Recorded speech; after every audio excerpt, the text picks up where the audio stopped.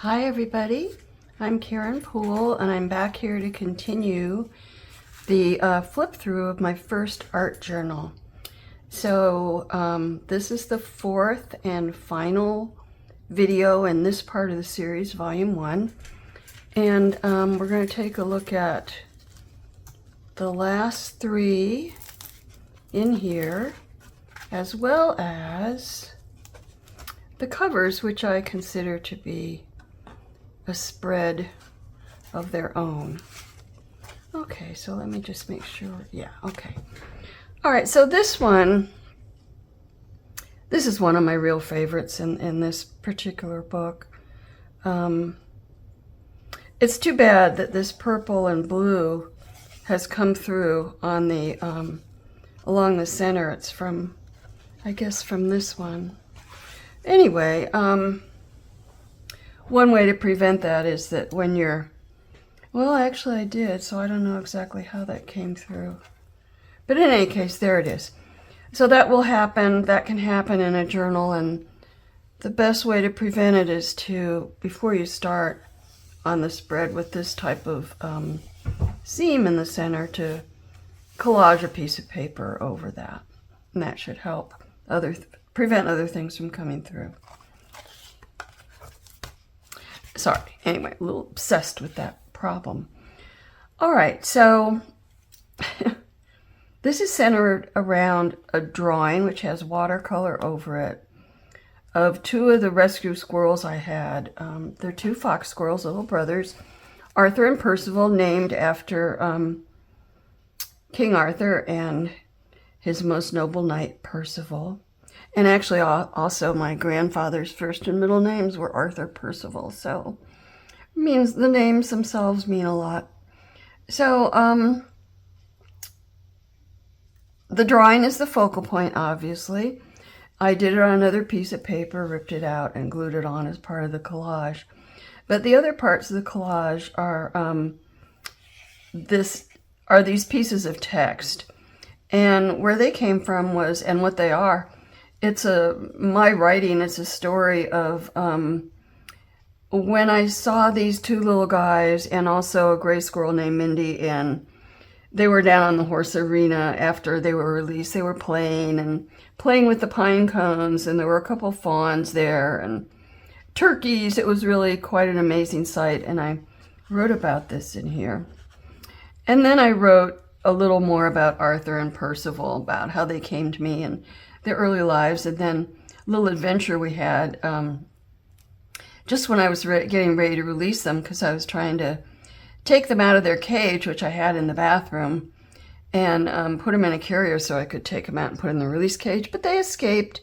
They escaped into the bathroom, and I tried for a couple days to catch them on my own, and I couldn't. And finally I had my my team leader, my squirrel team leader, Linda, come over, and she was quite an expert, and we managed to catch him. So that I wrote it on the computer. I printed it out. There are different sizes of font I see in this one and this part. Probably designed so that I could fit it on the pages. Printed it out and fixed the ink with spray of Workable Fixative by Krylon, and that prevents the ink from the inkjet printer from running when you go over it with the matte medium, which is water-based and will smear the ink. So anyway, put that down. A little more collage. These few pieces with the lines are from an old notebook, which has a nice color paper. And there are little cutouts of insects. Looks like moths, and this is a moth too, I believe. And then a little bit of handwriting with Posca pen. There's a little drawing up here of a squirrel. It says, "Life's a blessing, thanks for giving us a chance." And then this one, you can barely see her, but he says, "I appreciate all the wonderful people who love us." And then finally these leaves. I just gathered some oak leaves that were falling and traced around them and then painted them. I'm not sure with what. I suppose it would not have been watercolor. Well, no, it would not have been watercolor because, anyway, I don't know what it was. But since it's over the text, and the text was fixed and then put down with matte medium, I don't think watercolor would have stuck over it. So this is probably thin fluid acrylic.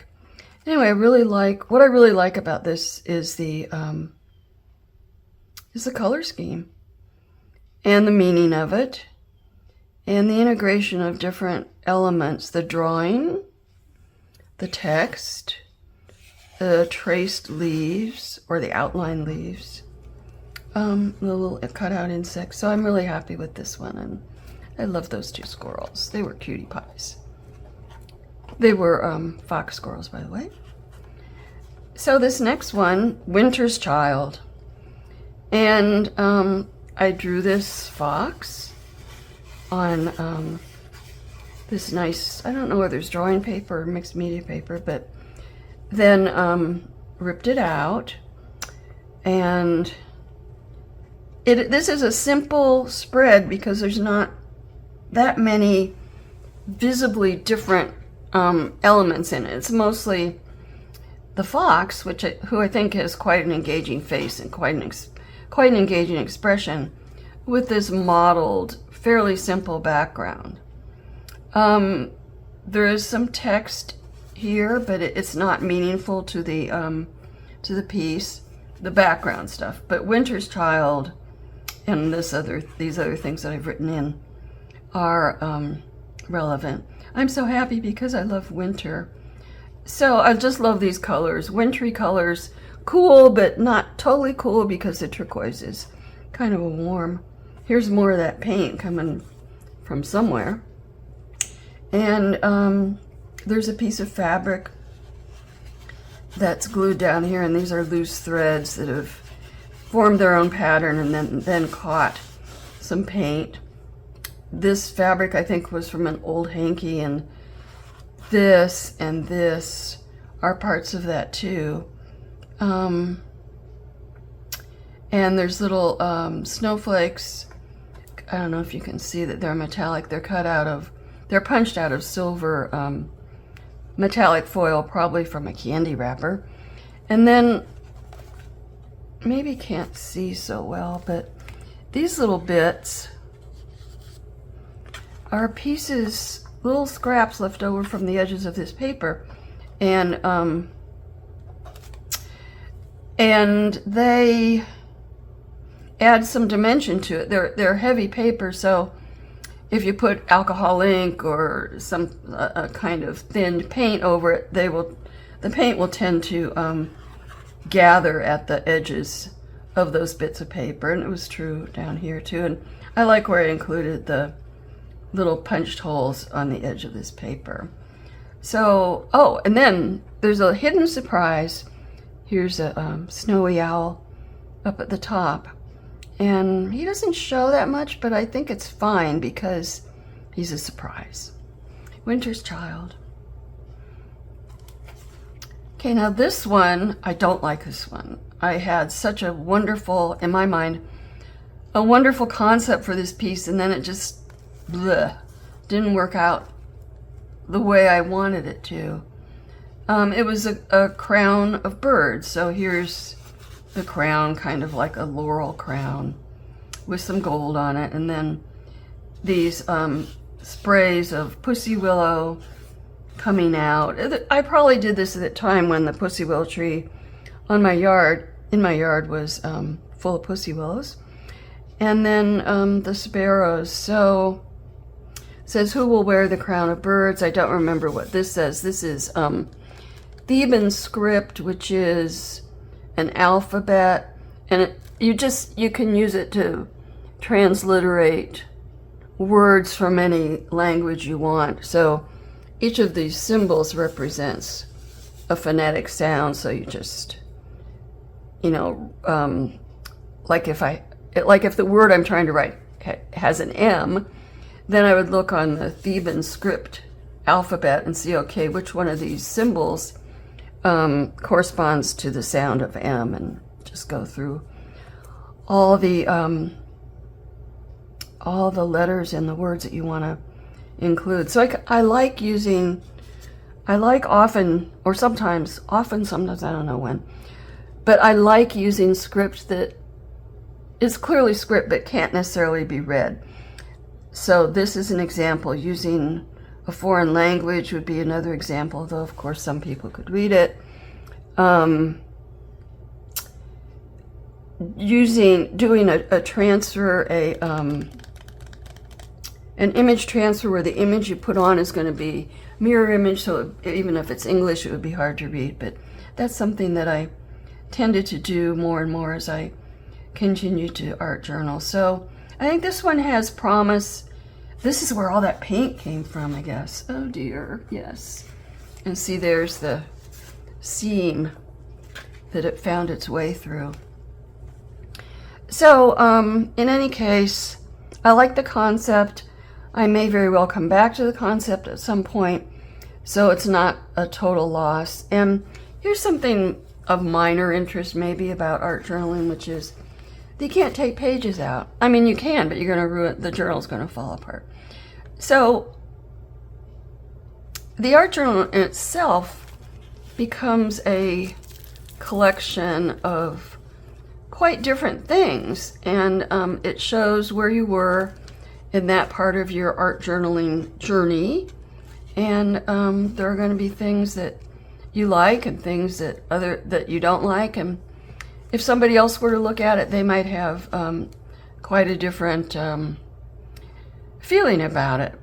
But anyway, it was in my memory for a long time that I didn't like this one, and when I came back and looked at it, I didn't like it it wasn't as low. I didn't have as low an opinion as I did in the beginning. Anyway, okay, now for the covers. Now, the covers I have come to consider to be another spread, essentially the 16th spread in this journal. And again, I've used drawings. I guess I just chose two animals that I really liked, a raccoon and a fox. Did the drawings. These are runes that say raccoon and fox. And I see I don't have a number on the cover of this journal. All my other journals I have a number on, so this would be volume 1, but it is not labeled as such. A lot of collage in the background, which continues over on this other side. And I would have painted these two at the same time. So the colors, even though they're not the same, and it's not a continual shift from this color family to this color family, we have this repeated up in here, so I think it holds together pretty well. And there's some interesting textures in these two pieces of collage, 2 or 3, which are layered on top of each other. The top one is just a blank page from an old book that has been gessoed in the middle, and then I wrote my name, and I completed this whole journal between July and August of 2020, which was the height of the COVID lockdown, so plenty of time. It says a difficult year, but still some bright spots. And I used a Krylon copper marker for these dots, which are somewhat dimensional. And then the closure is just a piece of sari ribbon that was glued over the collage, but under these, over the background collage, but under these more prominent collage features. And then this, I don't remember what that says. That's runes also, just like this and this. But this is a polymer clay disc that I tried to make look kind of like bone. And then there's a amethyst cabochon. I pushed it in to make a little indentation, then glued it in, and rubbed some paint into the incised letters, and then rubbed that back off to give it that look. So lots of little scribbling. There's things that, you know, I was kind of into at certain times and then forgot for a while and then came back to later. So one of the fun things for me about going back to these older journals is to see some things that I used to do that I haven't done lately, and would like to do just these simple sketchy lines. So, and then the spine is not finished, and I don't really mind that. I suppose I could glue something over that before I put the covers on, but I really kind of like it like that, so I just leave it like that. And open, close, and tie it shut. And I do have a knot at the end of each of these ties, but still we have some escaped threads fraying out of the end, which I could either trim off or put a little bit of glue right at the end of those. Oh, it's coming off the ribbon itself. Anyway, it's not a problem. There. Okay, so that's volume 1, and I hope you've enjoyed it. I hope it's inspired you in some ways, and